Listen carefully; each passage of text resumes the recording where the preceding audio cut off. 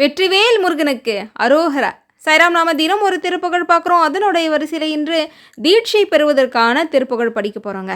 அதாவது தீட்சை பெறுவது என்பது அவ்வளவு எளிதான காரியமே இல்லை. பல பேருக்கு பல நாள் ஆசையாகவும் கனவாகவே இருக்குங்க தீட்சை பெறுவது என்பது. அப்பேற்பட்ட தீட்சை பெறுவதற்காக வேண்டி சொல்லக்கூடிய திருப்புகழ் தான் இது. பெரிய மடம் தலத்துக்குரிய திருப்புகழ்.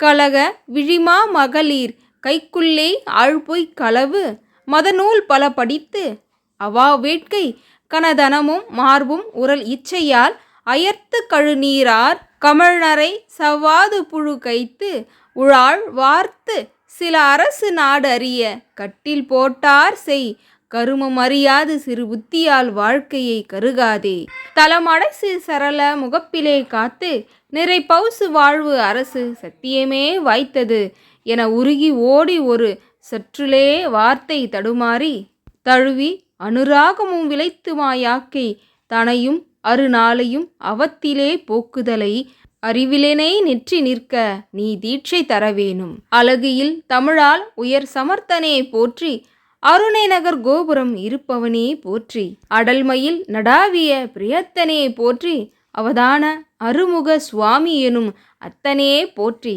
அகிலத்தலம் ஓடிவரு நிர்த்தனனே போற்றி அருணகிரிநாத எனும் அப்பனே போற்றி அசுரேசர் பெலும் மடிய வேல்விடு கரத்தனே போற்றி கரத்தல கபாலி குரு வித்தனனே போற்றி பெரிய குரமாது அணை புயத்தனே போற்றி பெருவாழ்வாம் பிரம்மன் அறிய விரத தட்சிணாமூர்த்தி பரசமய கோலரி தவத்தினால் வாய்த்த பெரிய மடமேவிய சுகத்தனனே யோகியர் பெருமாளே போற்றி.